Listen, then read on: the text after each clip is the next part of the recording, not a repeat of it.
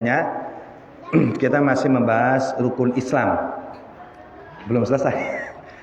Tapi agar lebih afdal, rukun Islam ini kita bacakan hadis yang berkaitan dengan rukun Islam, rukun iman, dan juga ihsan. Hadis tersebut, Bismillahirrahmanirrahim.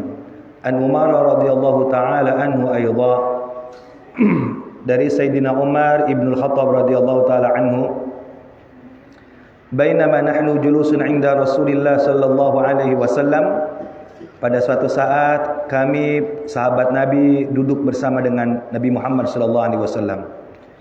Ittala 'alaina rajulun syadidul bayad siyab syadidus sawadi sya'r. Ketika kami duduk bersama dengan Nabi, muncullah atau datanglah seorang laki-laki yang memakai baju sangat putih dan rambutnya sangat hitam. La yura alai asaru safar, tidak nampak atas laki-laki tersebut bekas bepergian jauh. Wala ya'rifuhu, dan tidak ada yang mengenalnya minna ahadun, di antara kami semua.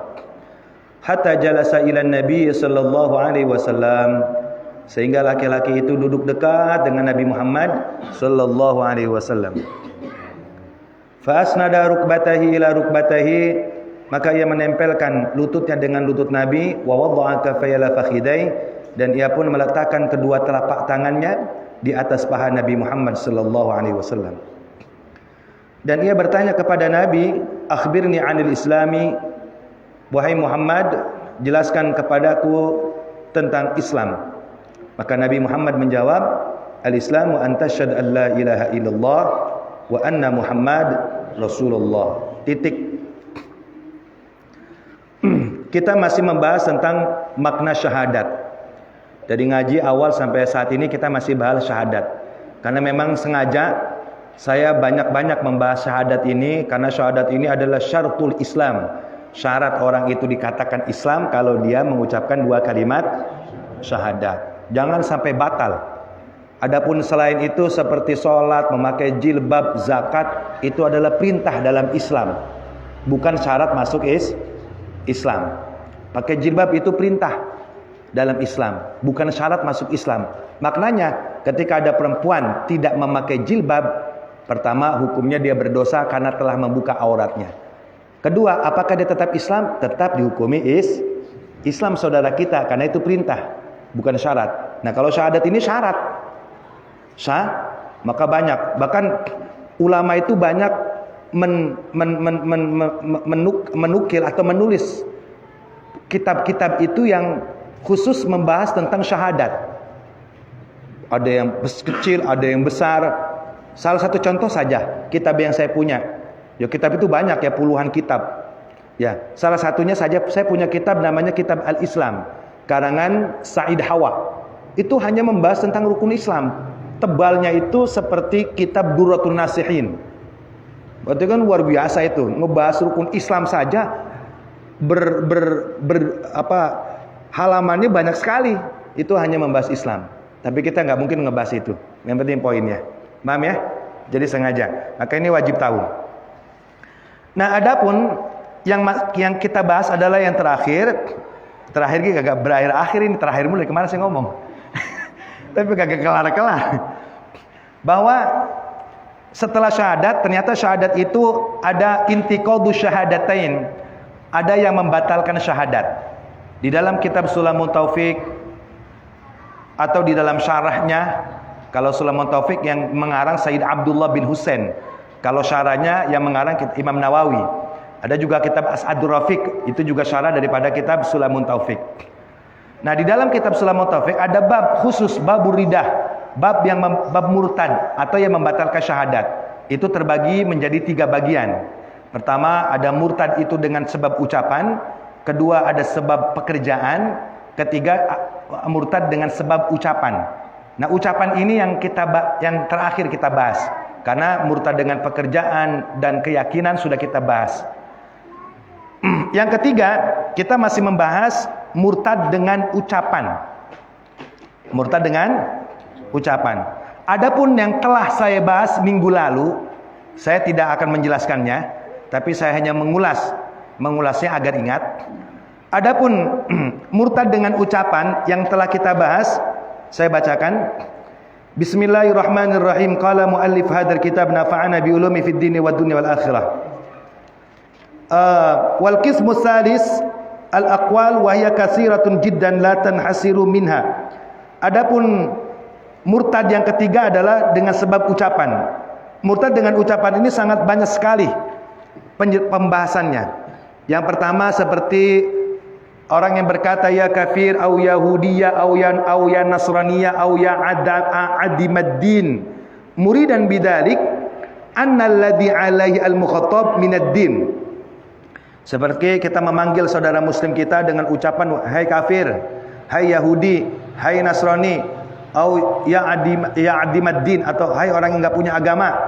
Nah, maka ketika kita mengatakan tersebut, ternyata orang tersebut yang kita sebut kafir Yahudi Nasrani tidak Yahudi Nasrani, maka hukum kafir Yahudi Nasrani itu berbalik kepada kita.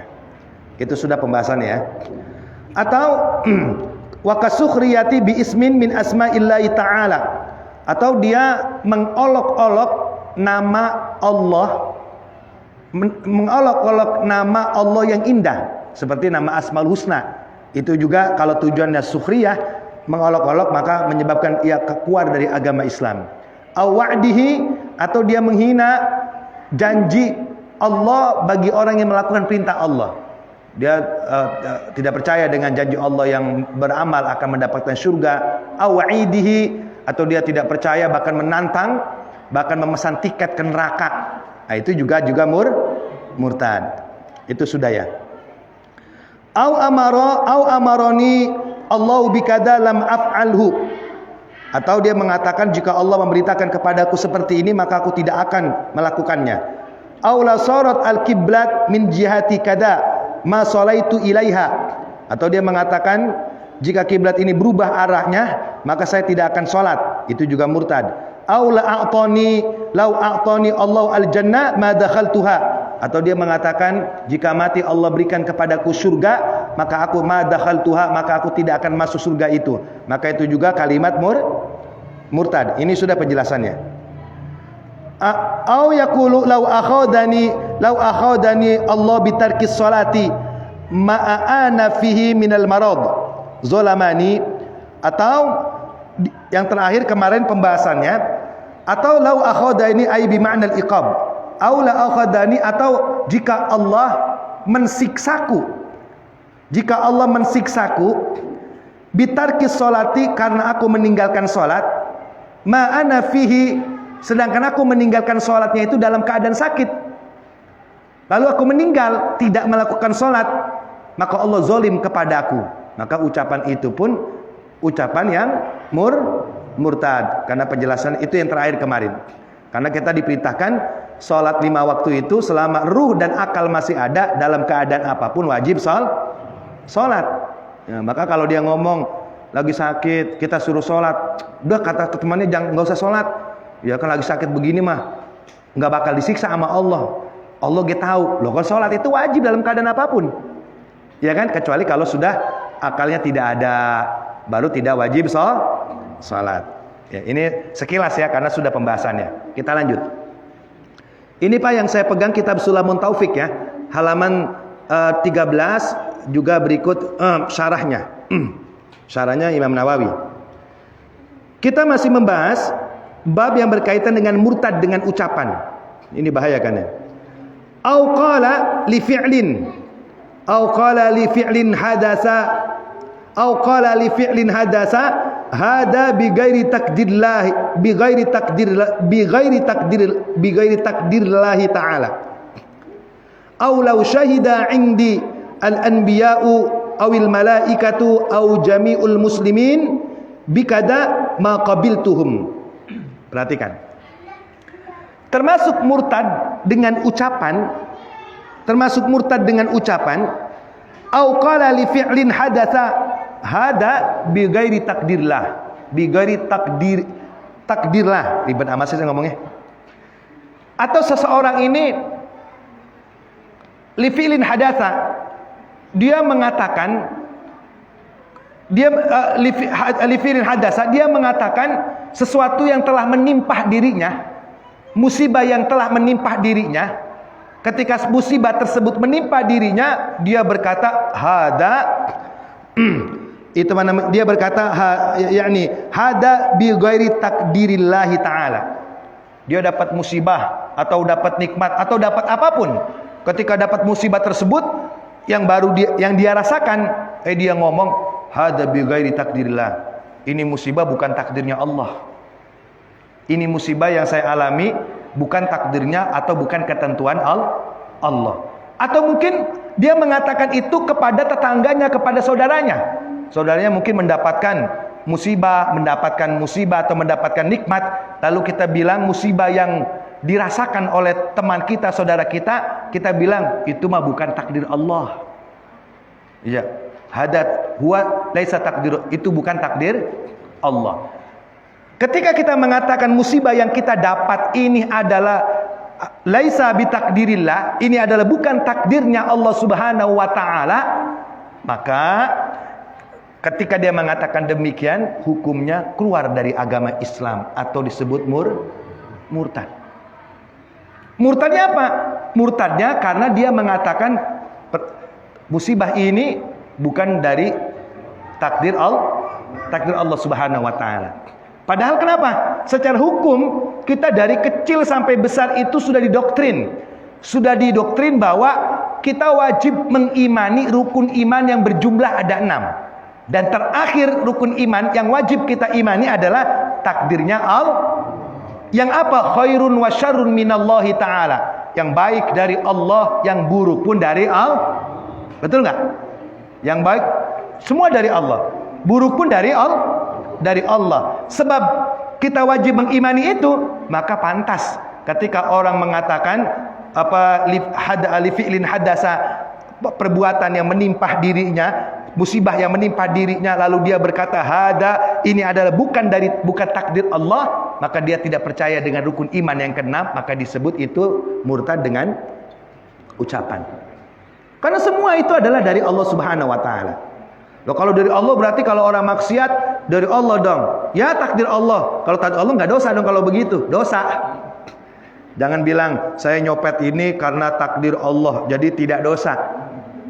Wah, itu keliru. Paham ya? Itu clear? Begini secara singkat untuk memudahkan paham ya. Karena kalau kita bahas panjang-panjang juga, satu saya tidak mampu menjelaskannya, jujur saja, takutnya salah ngomong. Nah, yang kedua, di sisi lain kita disuruh wajib mengimani kan ya, yang baik dan buruk dari Allah. Secara begini, maksudnya apa? Yang baik dari Allah, yang buruk dari Allah, bukan berarti orang berbuat baik ini tidak dosa, bukan. Tetap dosa. Kenapa demikian? Karena bagi orang yang mengerti dan paham, jika semua takdir yang baik dan buruk itu dari Allah Subhanahu wa taala, maka ketika yang baik itu dari Allah, maka ia kembalikan kepada Allah. Karena dia tahu itu dari Allah. Saya ulangi. Bagi orang yang paham dan mengamalkan bahwa takdir yang baik dan buruk itu semua dari Allah, maka dia akan kembalikan yang baik itu dan buruk itu kepada Allah. Sebab dari Allah. Contoh begini. Contoh yang baik saja yang mudah. Ketika kita melakukan kebaikan, ini hakikatnya adalah Allah Subhanahu wa taala yang memberikan kebaikan itu. Sebab ini kebaikan, ngaji kebaikan, sholat kebaikan, zikir. Nah, zikir kan baik. Ngaji itu baik, sholat itu baik, bersedekah itu baik. Nah, kebaikan ini dari Allah, maka kembalikan itu kepada Allah Subhanahu wa taala. Maka kembalikan kepada Allah berarti kita hanya melakukannya karena Allah Subhanahu wa taala. Sebab kita melakukannya karena Allah berarti tidak ana fi'lu, bukan dari saya. Bukan saya. Kata sayanya itu hilang. Tapi ini adalah kekuatan yang Allah berikan kita melakukan kebaikan. Sebab kalau orang itu Pak, ini mudah-mudahan paham nih Pak ya. Sebab iblis itu Pak, nih dengerin. Iblis itu menggoda kita. Pertama kita disuruh jadi ahli maksiat. Betul? Jika iblis gagal menggoda kita menjadi ahli maksiat, kenyataannya dia gagal. Kita selalu ngaji, kita selalu bersedekah, kita selalu sholat sunnah, kita selalu puasa sunnah. Berarti kan iblis gagal menjadikan kita ahli maksiat. Jika iblis gagal ternyata kita beribadah, maka iblis kagak berhenti di situ. Apa godaan iblis yang kedua? Ditancapkan di hati orang yang ibadah tersebut agar dia mempunyai ana khairun minkum, ana khairun minkum. Ditancapkan di hati orang ibadah itu, saya lebih baik daripada kalian, saya lebih baik daripada semuanya. Nah, kata kalimat saya, sebab saya lebih baik karena saya sholat, saya ngaji, saya bersedekah, saya berzakat. Berarti ini kan kalimat apa? Saya yang lebih baik. Ini juga godaan iblis. Kenapa? Karena dengan mengatakan dia lebih baik, maka itu disebut riya.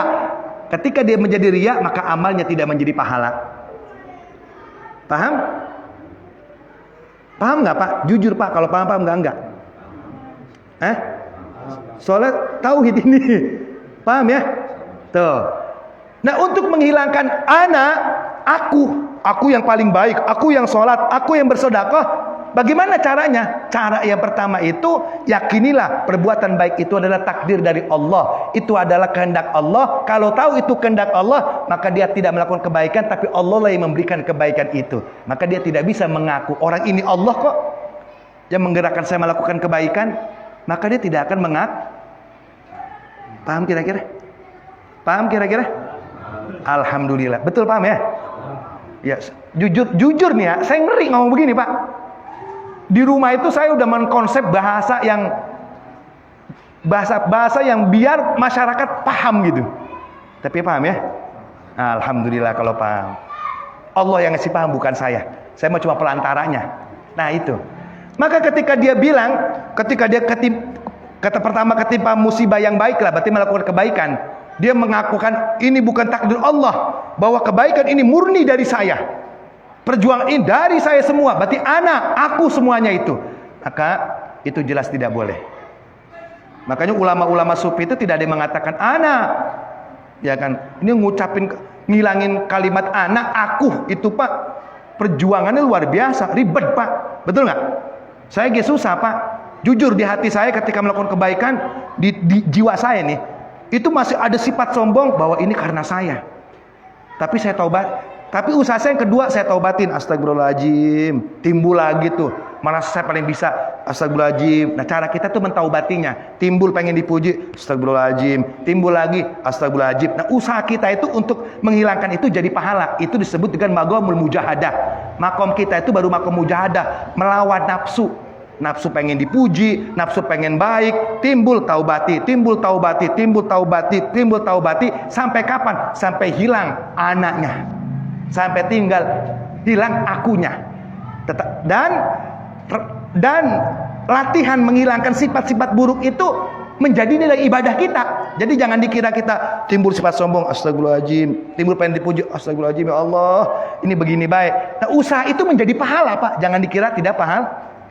Jadi kita memakomul mujahadah. Nah, kalau melawan nafsu, nah nafsu buruk maksudnya, kalau nafsu baik tidak mungkin dihilangkan, diikutin nafsu baik mah. Nafsu baik ngaji ikutin, nafsu baik pengen sholat ikutin, nafsu buruk yang dilawan itu. Jadi usaha kita itu menjadi ladang pahala. Jadi lawan nafsu kita kalau kita mengatakan itu. Kalau udah bisa ngelawannya, makanya saya mungkin bapak-bapak semua, kita mah baru maqamul mujahadah kita mah. Baru ngelawan malas, betul nggak Pak? Baru ngelawan pegel, terus lawan biar pegel ge. Yang penting mah besok ngaji terus, besok pegel lagi, ngaji lagi sampai karena maqamul mujahadah. Entah kalau itu udah dapat, baru maqamul musyahadah, baru maqamul muraqabah. Udah tinggi lagi beda. Saya nggak mau ngebahas itu karena saya bukan ahlinya, ngeri ya. Tapi intinya usaha kita menghilangkan sifat-sifat buruk itu ibadah. Makanya Nabi Muhammad menyinggung dalam hadisnya, al-muhajir man hajarasu wal mujahid. Ada yang hafal? Wal mujahid man jahada hawahu. Orang yang hijrah itu dari buruk ke baik. Wal mujahid, orang yang jihad di jalan Allah, orang yang perang di jalan Allah, man jahada hawahu, orang yang memerangi hawa nafsunya. Jangan di sini. Ini kita lagi merangin nih, mualesnya. Ya, tapi merangin itu jadi pahala. untuk menghilangkan anak. Paham kira-kira? Nah ini. Atau musibah. Nah, jadi kalau orang tahu, kalau dia mengatakan ini ada musibah yang menimpa dirinya atau kenikmatan, baik kenikmatan atau musibah yang menimpa dirinya, dia mengatakan ini bukan takdir Allah, itu keluar. Jadi orang yang ngerti, kalau dia paham dan mengamalkan ini takdir Allah, maka dia kembalikan kepada Allah, berarti hanya Allah. Paham kira-kira? Yang kedua, ini agak rumit. Tolong dipasang kupingnya, ini agak rumit memahaminya. Yang kedua musibah. Ya kalau nikmat maka kita udah karuan, alhamdulillah. Ini musibah. Bagaimana kalau musibah atau maksiat? Jadi pelacur, mencuri, tidak ibadah. Ketika dia tidak ibadah, ketika dia mencuri, mengatakan ini adalah bukan takdir Allah. Ini dari secara hukum tasawuf ya, ini bukan takdir Allah, jelas tidak boleh. Tapi secara adab, kalau buruk itu dikembalikan kepada diri kita, itu bicara adab. Dalam hadis Nabi mengatakan, jika kamu mendapatkan kebaikan, falyahmadillah, maka memujilah kepada Allah. Jika kamu tidak mendapatkan kebaikan, berarti keburukan, fala yalumanna illa nafsah, jangan kembalikan keburukan itu kepada Allah, kepada diri kita, melainkan kepada diri kita. Itu bicara adab. Makanya ada MC kalau ngomong, jika ada kata-kata saya salah, itu datangnya dari yang baik, itu datangnya dari Allah. Jika ada kata-kata yang salah, itu datang dari diri saya. Boleh nggak itu? Boleh. Dan memang adabnya mesti seperti itu. Masa kita bilang ini yang buruk dari Allah juga? Tapi itu adab. Tapi kalau kita tarik lebih jauh lagi, buruk pun hakikatnya itu dari Allah, bukan manusia. Nah, siapa yang bisa mengambil hikmah dari buruk? Siapa yang bisa tahu ini yang buruk dari Allah? Orang yang tahu buruk itu dari Allah, maka dia akan kembalikan kepada Allah. Bagaimana cara mengembalikan buruk itu kepada Allah? Berarti dia bertaubat kepada Allah. Dia mencuri, atau dia mencuri, kemudian dia yakin ini keburukan takdir Allah. Kalau dia tahu ini takdir Allah, kembalikan kepada Allah. Bagaimana? Berarti dia taubat kepada Allah, minta maaf dan mengembalikan barang curiannya. Kalau dia mencuri, dia mengatakan ini takdir Allah, tapi dia tidak taubat, itu maknanya dia tidak tahu Allah. Karena orang yang tahu Allah, maka dia akan kembali kepada Allah. Dan orang yang kembali kepada Allah berarti mengharapkan kebaikan dari Allah. Tidak mungkin orang kembali kepada Allah mengharapkan keburukan. Yang namanya balik kepada Allah itu mengharapkan kebaikan. Paham? Saya ulang lagi. Ini yang buruk. Pasang kupingnya Pak. Secara adab, buruk itu kalau buruk jangan kita bilang dari Allah, dari diri kita. Itu adabnya. Adab. Tapi di hadis lain, wabil qadari khairihi wa syarrihi minallah. Percaya dengan takdirnya Allah, yang baik dari Allah, buruk pun dari Allah. Nah, jelas kan? Ini tidak mungkin hadis satu dengan yang dua ini bertentangan, karena sama-sama hadis. Bagaimana? Maka memandang ulama, kalimat kalau buruk, kita melakukan keburukan, kembalikan kepada kita itu adab. Maka MC. Tapi kalau kita kembali kepada hadis yang kedua, mau baik mau buruk dari Allah, kita mesti paham itu dari Allah. Nah, kalau orang yang tahu baik itu dari Allah, berarti kebaikan dilakukan hanya karena Allah. Titik. Tidak ada anak, saya bukan, tapi Allah. Kalau dia tahu bahwa buruk itu dari Allah, maka dia kembalikan kepada Allah. Kalau dia tahu ini yang buruk dari Allah, maka dia kembalikan kepada Allah. Bagaimana cara mengembalikannya? Berarti dia taubat kepada Allah. Kalau dia tahu ini buruk dari Allah, kemudian dia tidak taubat kepada Allah, berarti dia tidak tahu Allah. Karena orang tahu Allah berarti taubat kepada Allah. Paham gak Pak? Kayak orang takut Pak. Kan ada khaufun minallah, takutlah kepada Allah. Takut kepada Allah dengan kepada manusia sama apa beda? Beda kan?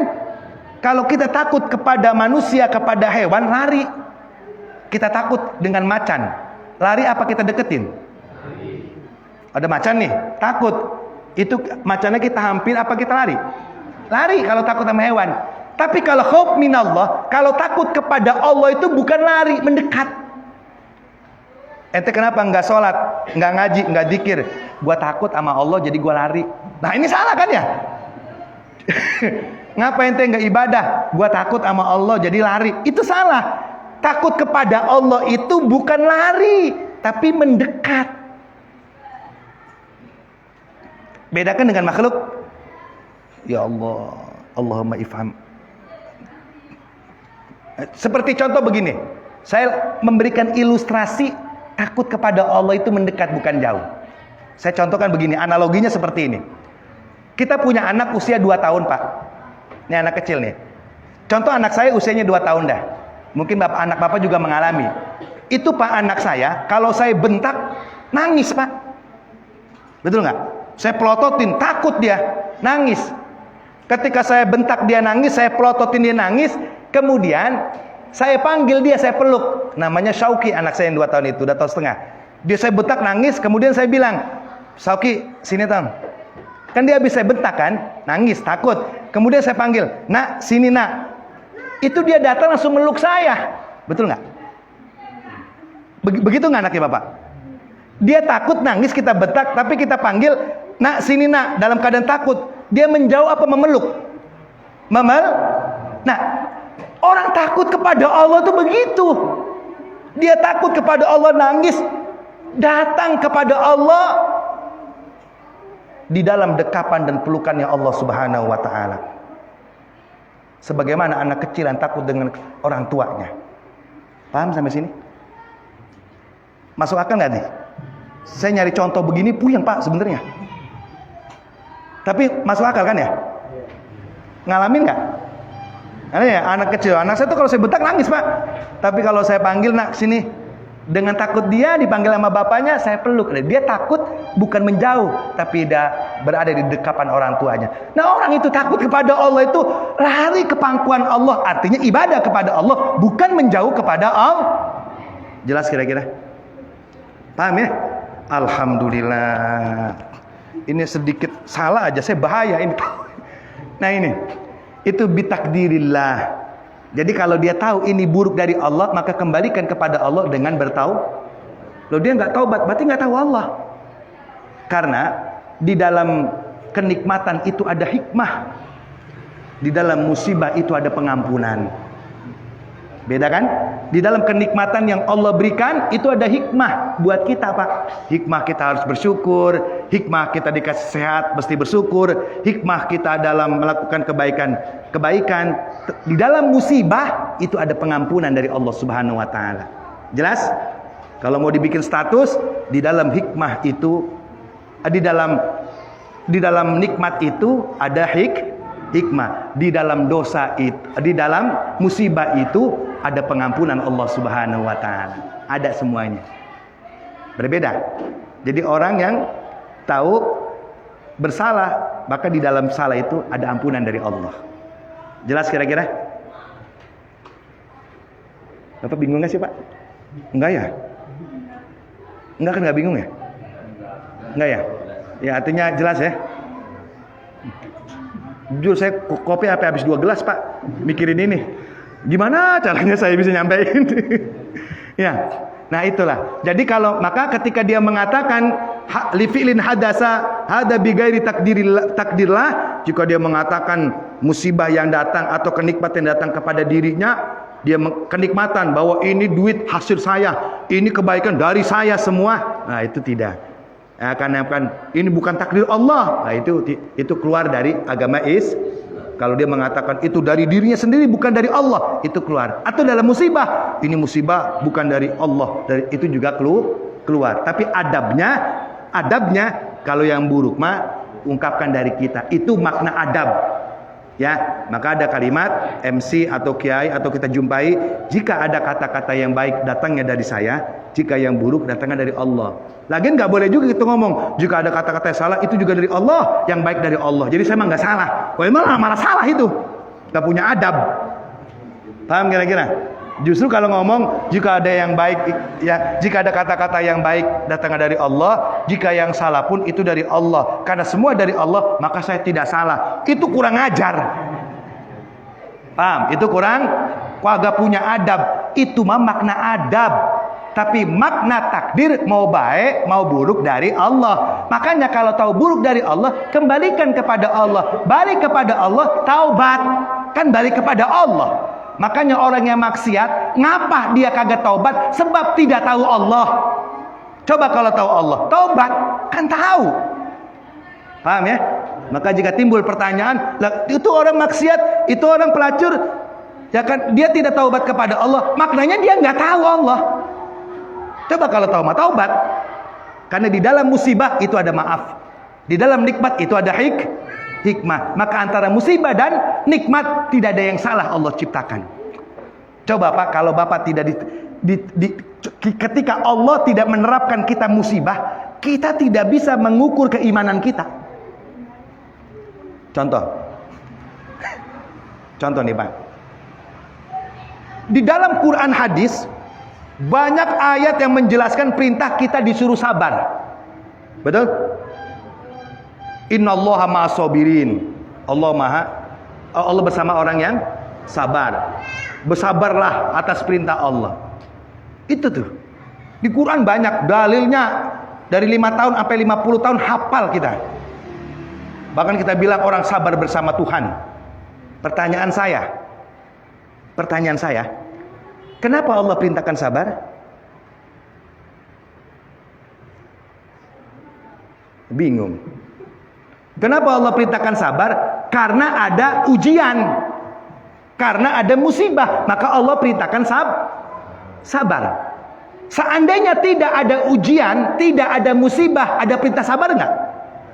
Ini ujiannya kagak ada, musibahnya kagak ada, Allah nyuruh kita sabar enggak? Nyuruh sabar enggak? Enggak. Kenapa enggak nyuruh sabar? Apa yang disabari, musibahnya kagak ada. Apa yang disabari, ujian kagak ada. Jadi kalau Allah perintahkan sabar karena ada ujian, baru Allah perintahkan sabar. Jadi sabar itu karena ada ujian. Karena kalau tidak ada ujian, tidak ada sabar. Kenapa? Karena kalau tidak ada ujian, apa yang disabari, ujian lagi nggak ada. Orang Pak kalau disuruh kerja, kenapa? Anak kita disuruh kerja kenapa Pak? Karena belum dapat kerja, betul? Orang belum kerja, anak kita disuruh kerja karena belum dapat pekerjaan. Tapi kalau anak kita sudah kerja, disuruh kerja nggak? Enggak kan? Kalau orang udah kerja disuruh kerja. Justru dia disuruh kerja karena belum bekerja. Ngapa dia? Kalau udah kerja mah nggak disuruh kerja. Artinya kalau tidak ada ujian, tidak ada sabar. Allah nyuruh sabar, Allah ciptakan ujian. Jadi ujian itu Pak, saya bilang ada maaf, ada hikmah. Jangan ditinggal. Jadi pengurus pusing baik. Udah gue nemen-nemen batah. Berhenti gue jadi pengurus. Berarti lu nggak sabar. Tidak bisa mengukur kesabaran di mana. Karena ketika dia ngomong marilah kita bersabar. Ketika dia ngomong marilah kita bersabar, ujiannya tidak ada, musibahnya tidak ada. Dia ngomong marilah kita bersabar dalam keadaan normal, dalam keadaan bahagia, dalam keadaan punya uang banyak. Ngomong sabar, pantas orang duitnya banyak. Tapi lihat nanti jika Allah timpahkan dia ujian, jika Allah berikan dia musibah, ada nggak sabarnya? Di situ ngukurnya, bukan dalam keadaan bahagia. Paham kira-kira? Ya, saya mah sabar banget hidup, kontrakan punya 100 pintu. Mobil banyak, gue mah hidup gak neko-neko, bersyukur banget nggak ngapa-ngapain. Lah kontrakan 100 pintu, coba nanti kontrakan kebakar, ada nggak sabar? Ya kan? Mudu ngaji tinggi banget ini Pak. Tapi kalau nggak saya bahas di sini di mana kan? Nah jadi kan makanya ada kalimat ujian itu untuk meningkatkan kualitas keimanan kita. Ujian itu dihadapin bukan ditinggalin. Sebagaimana anak kecil yang mau sekolah, mau naik, ujian dulu. Coba kalau dia kagak ujian, kagak naik. Emang udah ada ujian berhenti pisan, kagak naik udah imannya. Segitu gitu baik. Hadapi. Paham kira-kira? Jelas sampai sini? Pak, ngapa ada enak? Pak punya duit enak nggak Pak? Punya duit enak? Jujur aja, punya duit enak nggak? Enak. Nggak punya duit? Pusing. Biar paham nih, punya duit? Enak. Nggak punya duit? Nggak enak gitu ya. Punya duit enak, nggak punya duit nggak enak. Ngapa punya duit itu enak Pak? Iya betul itu jawabannya. Saya tanya lagi, punya duit enak nggak? Nggak punya duit? Kenapa punya duit itu enak? Karena nggak punya duit nggak enak. Betul? Saya bahas sekarang. Nggak enak itu Allah yang menciptakan. Enak itu Allah yang. Sekarang nggak enak tidak Allah ciptakan. Nggak enak tidak Allah ciptakan. Yang diciptakan cuma satu, enak semua. Kira-kira punya duit enak nggak? Nggak enak, ya kan? Tidak Sebab enak itu karena Allah menciptakan tidak Pak, kita ngeliat cewek cantik banget. Allah, cewek cakep banget. Ngapa kita bilang begitu, Pak? Karena ada yang tidak secantik dia. Coba kalau tidak cantik, tidak Allah ciptakan. Yang Allah ciptakan hanya cantik. Tidak cantik, tidak Allah ciptakan. Kira kita lihat cewek cantik, kagum gak kita? Enggak kan? Sama aja. Karena tidak cantik, tidak Allah ciptakan. Jadi, kenapa kita takjub dengan kecantikan orang si perempuan? Karena Allah ini bukan untuk menghinakan. Mohon maaf, bukan untuk menghinakan. Ini sebatas contoh. Kenapa kita lewat cewek cantik itu? Ya Allah cakep banget ya. Karena Allah menciptakan yang tidak cantik. Coba kalau tidak cantik, tidak diciptakan cantik semua, maka biasa jadinya. Iya kan? Lihat yang Allah cantik, lah nggak ada yang jelek. Artinya Allah ciptakan takdir baik dan buruk itu tujuannya untuk mengetahui ukuran iman kita. Maka semua itu hikmah. Musibah hikmah, nikmat hikmah kalau dia kembali kepada Allah. Ngapa kita musibah rasanya bukan hikmah? Berarti hati kita belum jahid. Kita belum mencoba melawan itu semua. Paham kira-kira? Masuk akal sampai sini? Punya duit enak apa kagak? Nggak punya duit? Ngapa punya duit enak? Karena Allah menciptakan tidak enak. Masalahnya itu. Sehat enak, Pak? Nggak sehat? Ngapa nggak sehat, nggak enak? Karena Allah ciptakan Coba kalau tidak sehat, tidak Allah ciptakan. Sehat semua. Semua sehat.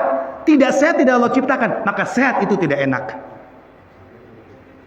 Ya orang sehat semua. Ya kan? Dokter malah kagak laku.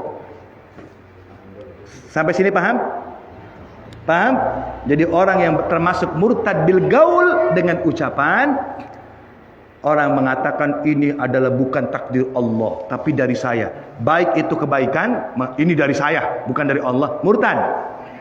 Ya, atau dalam keburukan, ini bukan. Dan orang yang mengetahui baik dari Allah, maka kembali kepada Allah lillahi ta'ala. Atau berusaha untuk lillahi ta'ala. Kalau dia tahu buruk dari Allah, maka kembali kepada Allah. Kembali kepada Allah maknanya taubat. Yang namanya kembali taubat. Sebagaimana orang takut kepada hewan dengan takut kepada Allah. Takut kepada Allah bukan jauh, tapi mendekat. Sebagaimana anak yang takut kepada orang tuanya, dia datang ke pelukan, kedekapan orang tuanya. Kalau antum takut kepada Allah, larilah ke dalam pelukan Allah. Maksud pelukan Allah, lakukanlah perintah Allah. Jelas? Alhamdulillah. Tegang saya dewek ya Pak ngejelasin ya. Jujur saya tegang. Tapi paham ya? Nah ini. Ya jadi punya duit enak ya. Sampai ke situ saya nggak. Di kitabnya emang nggak ada Pak kecontoh begitu. Punya duit enak. Itu bagaimana ya otak saya biar bisa enak itu nyampein ya. Nah ini. Maka tadi. Makanya ada kalimat kalau ilmu tasawuf itu ada melihat wal ma'rifatu thariqul kashfi. Orang yang ma'rifat itu al ilmu thariqul amal wal amalu thariqul ilm. Ilmu itu untuk amal itu untuk ilmu itu untuk ma'rifat, ma'rifat itu untuk kasyaf itu thariqul fana. Jauh lagi tuh saya bahas tuh. Terakhir tuh fana. Ya kan, fana itu kasyaf, Allah bukakan semua itu dari Allah, musibah dari Allah, nikmat dari Allah. Kalau dia tahu dari Allah, maka yang ada di dirinya fana. Fana itu bukan berarti wujudnya terus kagak kelihatan, bukan berarti jiwa wujudnya nggak kelihatan. Lah kalau orang udah ngomong saya mah punya guru udah kagak kelihatan, lah serem, lah setan gurunya. Lah bagaimana ngajarinnya? Bukan fana itu bukan dirinya nggak kelihatan. Maksud fana itu dia tidak mengaku bahwa semua yang dia perbuat itu dari dirinya, bukan dari saya. Semua Allah. Dan dia mengharapkan Allah, bukan surga dan neraka. Itu maknanya. Paham? Bukan kagak kelihatan. Saya punya guru udah jadi wali. Ngapa? Udah kagak kelihatan. Waduh, kacau dah. Guru nggak kelihatan, memedi aja kelihatan, masukin ke botol. Lah kan banyak salah kaprah. Maksudnya fana itu tidak ada anak, nggak ada saya. Udah, makanya dilihat orang mencaci dia dicaci sama orang nih, dicaci bahkan sakit. Kalau orang udah tahu bahwa cacian ini dari Allah, ya Rabb, dia nggak akan marah. Dia tahu, ya Allah, inilah caramu mendidik sabar. Terima kasih engkau telah mencacimu dengan engkau mencaciku. Berarti aku tahu ukuran sabarku kepada Allah. Berarti engkau mengajarkanku untuk sabar. Karena kalau nggak ada dia, kita nggak tahu sabar. Lihat Nabi Muhammad dipukuli, dihantam, dicaci maki, dilempar batu berdarah. Jibril datang, ya Rasulullah, izinkan aku menimpahkan 2 gunung ini kepada orang-orang yang tidak beriman kepada kamu. Adakan itu? Apa jawaban Nabi? Allahumma gfir li qaumi fa innahum la ya'lamun. Ya Rabb, ampuni saya dan ampuni mereka. Dia nggak tahu. Tuh, musibah ge. Nabi nggak ngelawan, sebab inilah cara Allah. Luar biasa. Makanya wali itu dalam Quran Allah dikatakan la khaufun alaihim walahum yahzanun. Kagak takut dengan apa yang telah terjadi. Walahum yahzanun. Enggak sedih dengan apa yang akan terjadi. Karena suatu takdir dari Allah. Paham? Jadi fana itu maknanya bukan hilang wujudnya. Apa yang dia perbuat itu Allah tidak mengaku. Itu namanya fana. Bukan wujudnya hilang. Ini ada baik dia. Saya mah punya guru udah kagak sholat, kagak puasa. Dia mah jadi wali udah kagak sholat. Lah wali setan. Lah jadi wali kagak sembahyang. Paham? Nggak ada itu. Kalau seandainya ada orang jadi wali terus kagak sholat, tadinya rajin sholat, rajin puasa, rajin ngaji. Tahu-tahu kagak pernah ngaji, nggak pernah sholat, di rumah baik, alasannya udah jadi wali setan. Nggak ada wali yang kagak sembahyang, nggak ada. Justru kalau jadi wali mah makin rajin. Lah masa jadi wali berhenti sembahyangnya? Pikir aja sama akal kita. Iya kan? Kecuali majdub, kharikul adat. Seperti Habib Syaikhan. Ya, beliau mah khawarik, beda orang khawarik hukumnya. Paham kira-kira? Kalau seandainya ada wali yang tidak sholat 5 waktu jadi wali, saya minta wali siapa, hidup di abad keberapa, di kitab apa penjelasannya. Saya yakin gak bakal ketemu, karena memang tidak ada. Paham kira-kira? Nabi sembahyang, sahabat sholat, lo jadi wali kagak sembahyang. Kacau gak itu? Kacau kan ya? Nah, ini maknanya. Jadi semua takdir Allah. Intinya kalau kita tahu semua takdir Allah, maka kembalikan kepada Allah. Tergantung takdirnya apa. Kalau baik, kembaliin kepada Allah. Berusaha tidak mengaku ini saya yang berbuat, tapi ini kehendak Allah. Paham? Kalau tahu takdir buruk itu dari Allah, kembali kepada Allah, berarti taubat kepada Allah. Maknanya itu. Nah, itu yang pertama. Paham ya? Ya, paham ya, betul. Alhamdulillah. Itu yang pertama. Jadi nggak boleh ini bukan takdir Allah, bukan. Ya, ada. Itu termasuk. Aulau syahida indi al asya awil malaikatu aw jami'ul muslim. Jam mana jam?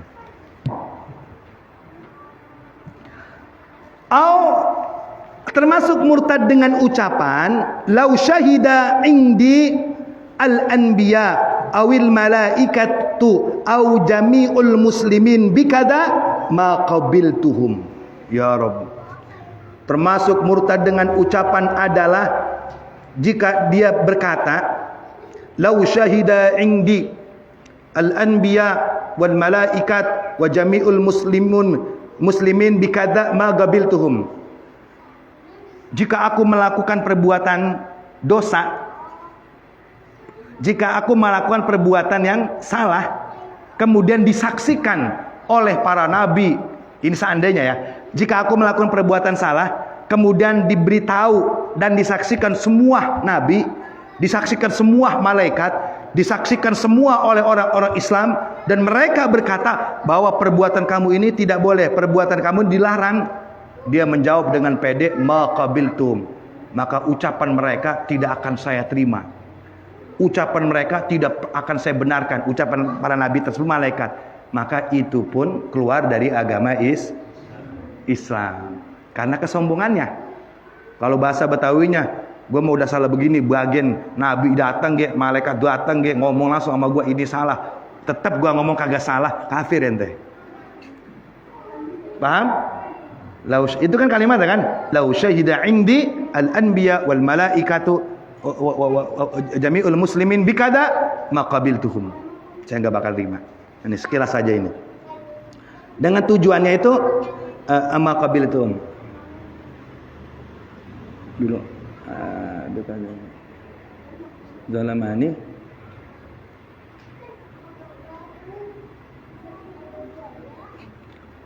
kecil banget ini takdir berkata kan ay masyudan maka ay masadaqtu qauluhum, artinya jika aku melakukan perbuatan yang salah dan menyaksikan kepadaku para nabi, para malaikat dan muslim bahwa perbuatan kamu itu salah, maka dia mengatakan ma qabiltum ay masadaqtu qauluhum, saya tidak akan percaya dengan ucapan nabi itu. Masadaqtu qauluhum, saya tidak percaya dengan ucapan malaikat itu, saya tidak akan percaya dengan ucapan muslim, maka itu disebut kafir. Tidak percaya ya, bukan perbuatannya, tidak percayanya. Au qala, jadi yang membuat dia murtad ini tidak percayanya, gitu ya. Au qala la af'alu kada wa in kana sunnatan biqasdil istihza'i. Dan yang ketiga, termasuk murtad dengan ucapan au qala la af'alu kada wa in kana sunnatan biqasdil istihza'i. Masyaallah. Atau dia mengatakan la af'alu kada, saya tidak akan melakukan perbuatan itu, saya tidak akan melakukan perbuatan ini, wa in kana sunnatan, meskipun perbuatan ini adalah sunnah, meskipun ini sunnah, saya nggak bakal melakukannya. Dengan tujuan dia mengatakan saya tidak akan melakukan perbuatan ini walaupun sunnah, biqasdil istizai, tujuannya itu menistiza, menyepelekan kesunahan itu. Maka itu murtad. Bukan karena tidak melakukan sunnahnya, tapi dia menyepelekan sunnah. Yuk sembahyang duha yuk sembahyang tahajud yuk sembahyang qobliyah. Gue mah enggak sunnah. Itu mah kan cuma sunnah. Nah dia mengatakan itu kan cuma sunnah, tujuannya menghina hukum Ingat, tujuannya menistiza, menghina kesunahannya itu, maka itu keluar dari agama Islam. Tetapi kalau dia mengatakan itu tujuannya tidak menghina, tapi dia tetap tidak melakukan, tidak qobliyah, tidak ba'diyah, tidak tahajud, tidak dua, tapi tidak menghinakan kesunahan itu, maka jelas dia tidak murtad dan juga tidak berdosa. Kenapa? Karena sunnah dilakukan dapat pahala, ditinggalkan tidak mendapatkan dosa. Jadi yang bikin murtad itu dia mengatakan wa in qala bikada wa in kana sunnah biqasdil istiza. Yang dia bikin murtad itu dia menyepelekan perkara sunnah itu. Cuma sunnah itu mah nggak usah. Nah kalimat tujuannya, ingat tujuannya menyepelekan. Tujuannya menyepelekan, yang menyebabkan murtad ini makna istizanya, menyepelekannya. Maka hukumnya maka jelas itu hukumnya murtad, keluar dari agama keluar dari agama Allah Subhanahu wa taala. Paham kira-kira ya? Nah, itulah. Jadi ingat, saya tidak mengatakan kalau antum tidak melakukan sunnah murtad. Nah, itu saya enggak ngomong gitu. Mau dilakukan silakan, enggak dilakukan silakan. Yang bikin murtadnya istihza, menghina. Ya, itu yang bikin murtad ya, bukan meninggalkannya. Itu bil istihza, la fa'alu kada. Au law kana wa in kana bi qasdi istihza, au law kana fulanan nabiyan ma amantu bih. Au law kana fulan nabiyan ma amantu bih. Atau dia si fulan berkata, lau kana fulanan nabiyan, jika si fulan ini adalah nabi, ma amantu bih, maka saya tidak akan mengimaninya. jika dia menjadi nabinya Allah, jika dia menjadi nabi, maka saya tidak akan iman kepada dirinya sebab saya benci. Apa maksudnya ini? Insya Allah bulan depan saya bahas. Karena ini kaitannya dengan seperti orang Yahudi, orang Nasrani, kaitannya dengan seperti orang yang ya ini panjang. Ya panjang. Jadi dia atau termasuk murtad dengan ucapan dicontohkan dia berkata, "Oh qala laukana fulanan nabiyan, jika si fulan ini menjadi nabi, ma amantu bih, maka aku tidak akan beriman kepadanya." Ingat, ini jangan dipikirin. Belum saya bahas. Dan saya tidak mau memulai karena pembahasan ini panjang. Nanti ini kaitannya dengan orang Yahudi, kaitannya dengan kaum Syiah, kaitannya dengan kaum Mu'tazilah. Ya kan? Kaitannya. Jadi sebab belum saya bahas, saya mohon Bapak di sini di rumah jangan pikir ucapan saya. Kalau pengen tahu, tunggu season berikutnya bulan depan. Wallahu a'lam bissawab. Silakan yang mau tanya. Ya, Mang. Bagaimana kalau ada yang tadinya seorang muslim kemudian kan keluar dari agama Islam, kemudian masuk Islam lagi, keluar lagi, masuk lagi, keluar lagi, apakah itu gimana hukumnya? Iya. Ya, itu kayak si Sambo itu ya. Kalau bininya Kristen, dia masuk Kristen. Kalau dapat cewek lagi Nasrani, Yahudi, dia masuk Yahudi. Kalau dapat cewek yang dicintai Islam, dia masuk Islam. Oke, pertanyaan seperti itu ya.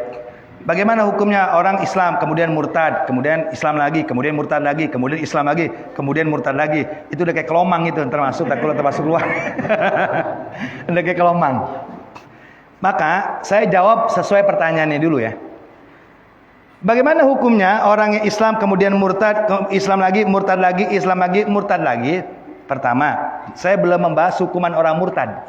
Hukuman murtad itu kalau udah selesai nanti saya bahas ini. Ya. Jadi maaf ya, karena saya kan bukan ceramah, ngaji, makanya bersambung. Ya, kalau ceramah mah 1 jam selesai udah. Makanya yang nggak sibuk kalau udah ngaji ikut ngaji lagi tuh. Ya, biar nyambung. Kalau nggak sempat kerja PT ya atau kesibukan sakit bisa nge-live kan, bisa lihat. Oke. Hukum orang yang Islam murtad, Islam murtad, Islam murtad bagaimana? Saya hukum zahirnya dulu. Pertama, ketika dia Islam kemudian murtad maka berdosa. Islam lagi ya diterima Islamnya. Murtad lagi ya keluar lagi. Islam lagi, syahadat lagi maksudnya diterima. Artinya secara zahir tetap ketika dia Islam murtad kafir, Islam terima lagi, murtad lagi, Islam lagi terima lagi. Secara hukum zahir tetap dia dihukumi zahirnya ya, secara tetap hukum Islam. Kenapa? Karena di dalam sebetulnya udah saya bahas dari awal itu. Karena apa? Dia Islam murtad, Islam kita terima lagi, murtad lagi. Ya kan, kemudian Islam lagi, terima lagi, jangan nggak diterima. Murtad lagi, Islam lagi, terima lagi. Kenapa? Karena nahkum bidzawahir. Kita itu menghukumi dari lahiriah saja. Kalau ucapannya itu syahadat, maka hukumilah dia Islam. Karena mengucapkan syahadat dengan ucapan itu sudah saya bahas tujuannya li ijra'i ahkamid dunya, agar status keislaman kita diakui di dunia. Artinya kalau dia mati dalam keadaan Islam, murtad Islam, murtad Islam, murtad Islam.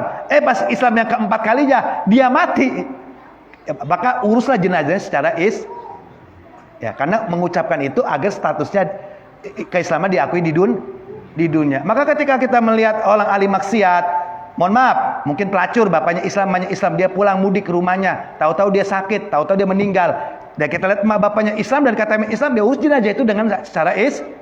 Nggak boleh kita bilang, oh ini kan pelacur, nggak boleh. Loh, Islam itu, dosa besar itu tidak menyebabkan manusia keluar dari agama Islam. Tapi mengingkari perintah Allah, itulah yang menyebabkan itu pertama. Yang kedua,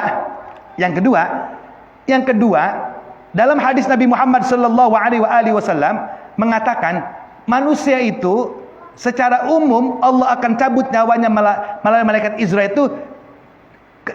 itu ketika dalam keadaan yang ia sukai di dunianya. Kalau memang dia di dunianya itu suka maksiat, maka secara umum Allah pun akan mencabut dalam keadaan maksiat. Jika dia dalam keadaan taat, maka secara umum Allah pun mencabutnya dalam keadaan paham kira-kira? Nah, ini kan jelas maksiat taatnya. Kalau kita kembali ke hadis itu ya kira-kira Ini tebak-tebakan ya. Kalau kita merujuk ke hadis itu, ya kira-kira Allah mencabutnya dalam keadaan maksiat. Paham kira-kira? Tapi kalau kita sebatas mendengar dia syahadat, ya hukum Islam nggak boleh ditolak. Bahkan bulan depan di masjid saya akan bahas termasuk fi'lul mukrah, kafir harbi yang dipaksa. Kan belum saya bahas kan ya. Kafir harbi yang dipaksa mengucapkan kalimat Islam, kemudian dia mengucapkan karena dipaksa, sahha islamu, sah Islamnya. Nahkum bidzawahir. Paham kira-kira? Ya, tetap kita hukum Islam. Artinya kalau mati jangan ributin di ahli maksiat. Udah urus saja jenazahnya. Nah, adapun hatinya dia begitu, entar dia urusan sama Allah, karena ada hadis Nabi Muhammad mengatakan Allah mencabut manusia itu bagaimana sikapnya di dunia. Kalau baik dalam keadaan baik, kalau buruk dalam keadaan. Nah, itu kan sebab kita nggak tahu, makanya kita harus setiap detik dan menit, hikmah kita tidak tahu mati dalam keadaan husnul khotimah atau suul khotimah. Hikmahnya apa? Maka setiap detik, menit, jam, waktu yang kita lewati, jangan kita lakukan maksiat. Karena nggak tahu. Karena berjalan di maksiat sama kita berjalan di pinggir api neraka Allah. Jalan dalam ibadah sama halnya kita berjalan di dalam pinggir surganya Allah. Maknanya ketika kita berjalan dalam kebaikan, kemudian kita mati dan jatuhnya ke surga Allah. Kalau kita dalam maksiat, maka kita ada di pinggir neraka. Kalau kita mati, maka jatuh dalam nerakanya Allah. Nah, karena kita kagak tahu mati neraka surga, makanya kita minta sama Allah agar mati dalam keadaan husnul. Kalau tahu mah nggak butuh Allah. Bapak tahu masuk surga, tahu ini mah ya. Allah udah ngasih tahu, wahai fulan, kamu pasti masuk surga. Udah Pak, jangan ngaji, jangan sholat, jangan ibadah. Nah, kan udah tahu masuk surga. Iya kan? Kita tahu masuk neraka, jangan sholat juga. Ngapa nggak sholat? Ente nggak sholat kagak ngaji. Gue udah tahu gue masuk neraka, jadi gue percuma gue sholat juga, masuk neraka juga. Iya kan? Justru kalau kita tahu, jadi nggak butuh sama Allah. Kenapa kita butuh sama Allah? Karena nggak tahu. Paham? Jadi nggak tahu itu ada hikmahnya. Karena kita tidak tahu, maka butuh Allah. Bagaimana butuhnya? Minta, ya Rabb, matikan aku dalam keadaan husnul khotimah. Butuh Pak sama Allah itu butuh kita. Kalau tahu mah nggak butuh. Kenyataan nggak ada yang tahu, maka menjadi butuh. Paham? Yang lain? Ibu ada yang mau nanya?